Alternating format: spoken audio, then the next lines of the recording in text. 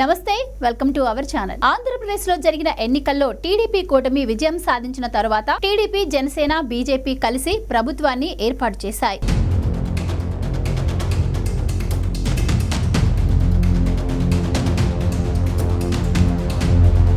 మంత్రులకు కేటాయించిన శాఖల్లో విద్యాశాఖ, ఐటీ శాఖలను టీడీపీ నెంబర్ 2 లీడర్ టీడీపీ యువనేత నారా లోకేష్ కి కేటాయించారు. నారా లోకేష్ విద్యాశాఖ మంత్రిగా బాధ్యతలు తీసుకున్న తర్వాత ఎక్కడా ఎటువంటి ఆలస్యం కాకుండా నిర్ణయాలను తీసుకుంటున్నారు.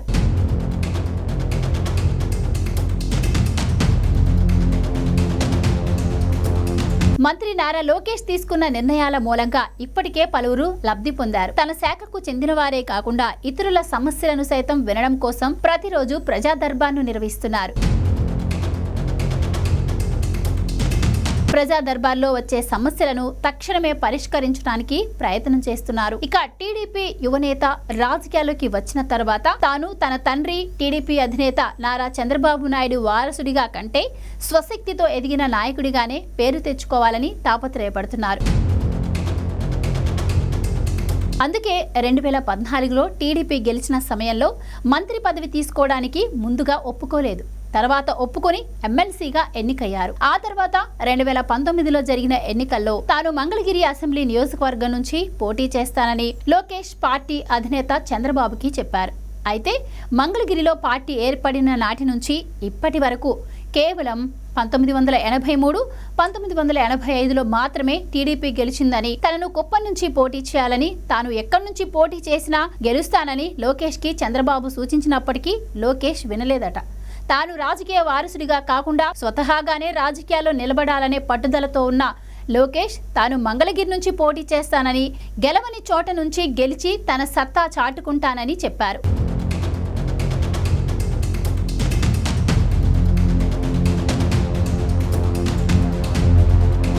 2019లో జరిగిన ఎన్నికల్లో కేవలం 5337 ఓట్లతో ఓడిపోయారు.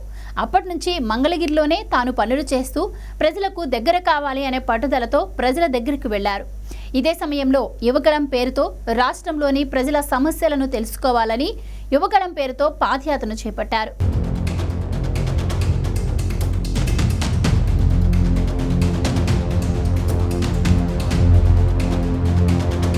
యువగళం పాదయాత్రలో సక్సెస్ అయ్యారు.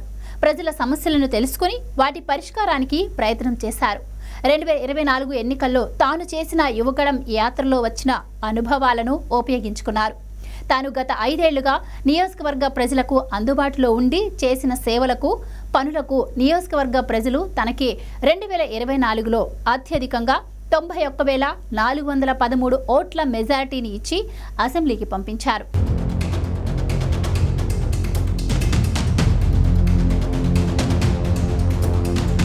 ఎన్నికల ఫలితాలు వెలువడిన అనంతరం ఏర్పడిన కూటమి ప్రభుత్వంలో టీడీపీ అధినేత నారా చంద్రబాబు నాయుడు ముఖ్యమంత్రిగా బాధ్యతలు చేపట్టగా, జనసేన అధ్యక్షులు ఉప ముఖ్యమంత్రిగా బాధ్యతలు చేపట్టారు. నారా లోకేష్ విద్యాశాఖతో పాటు ఐటీ శాఖల బాధ్యతలు తీసుకున్నారు. పరిపాలనలో తన మార్కు చూపిస్తున్నారు మంత్రి నారా లోకేష్. తాను బాధ్యతలు తీసుకున్న రోజే ఆర్భాటాలు వద్దని, సాధారణంగానే తన ఆఫీసు ఉండాలని చెబుతూ తన కుర్చీకి వేసిన టవల్ను తానే స్వయంగా తొలగించారు. ఆ తర్వాత మెగా డిఎస్సిపై మార్గదర్శకాలు జారీ చేశారు. తర్వాత ఒక నిర్ణయంతో 25 మంది ప్రతిభావంతులైన దివ్యాంగ విద్యార్థుల భవిష్యత్తుకు భరోసా లభించింది.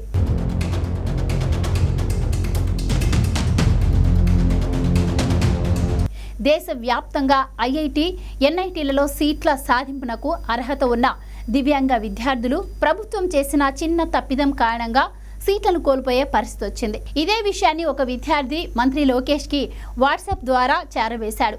సమస్యపై స్పందించిన మంత్రి లోకేష్ అధికారులను ఆదేశించి సమస్యను పరిష్కరించాలన్నారు. దీంతో స్పందించిన అధికారులు సమస్యను పరిష్కరించడానికి ఉత్తర్వులు ఇవ్వడంతో మొత్తం 25 మంది ప్రతిభావంతులైన దివ్యాంగ విద్యార్థులకు జాతీయ స్థాయిలో పేరు పొందిన ఐఐటి, ఎన్ఐటి, ట్రిపుల్ ఐటీ వంటి ప్రఖ్యాత విద్యా సంస్థల్లో సీట్లు దొరికాయి.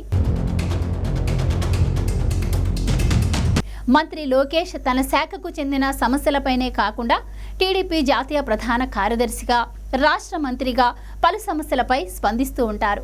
అలానే కువైట్లో కష్టాలు పడుతున్న శివ అనే కార్మికుడికి పోస్టును సోషల్ మీడియా ఎక్స్లో చూసి స్పందించి అతను ఇండియాకి రావడానికి తన వంతు కృషి చేశారు. అన్నమయ్య జిల్లా వాల్మీకిపురం మండలం చింతపర్తికి చెందిన శివ శంకరమ్మ దంపతులు ఓ అద్దె ఇంట్లో నివసిస్తున్నారు.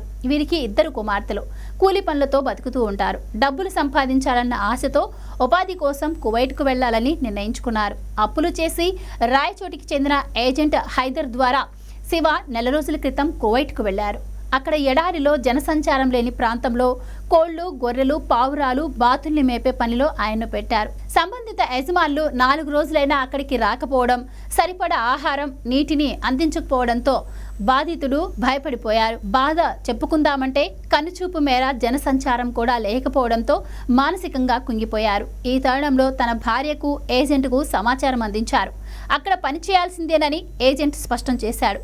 చేసేది లేక తన కష్టాలపై సామాజిక మాధ్యమాల్లో పోస్టు పెట్టారు. ఎవరైనా సాయం చేయకపోతే తనకు చావే దిక్కని శివ సోషల్ మీడియా ఎక్స్లో వీడియో పోస్ట్ చేసి వేడుకున్నాడు.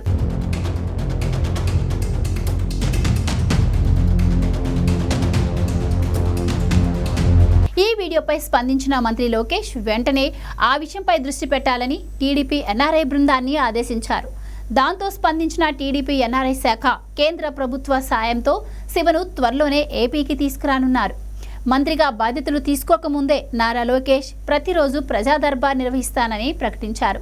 అలా ప్రతిరోజు ప్రజా దర్బార్ను నిర్వహిస్తున్నారు. ప్రజా దర్బారు ఉద్దేశం సమస్యలపై తన దగ్గరికి వచ్చిన వారికి తక్షణమే సాయం అందేలా చూడడానికి ప్రయత్నిస్తున్నారు లోకేష్. సమస్యను తెలుసుకుని వెంటనే అక్కడి నుంచే సంబంధిత అధికారులతో మాట్లాడే అవకాశం ఉంటే వాటిని పరిష్కరించడం, లేదు అంటే తన సహాయ అధికారులకు చెప్పి వాటిని పరిష్కరించేలా చూడటం ప్రజా దర్బార్ ద్వారా నిర్వహిస్తున్నారు. ప్రజా దర్బార్లో తమ పార్టీకి చెందిన వారి కంటే ఇతరులే ఎక్కువ మంది వస్తున్నారు.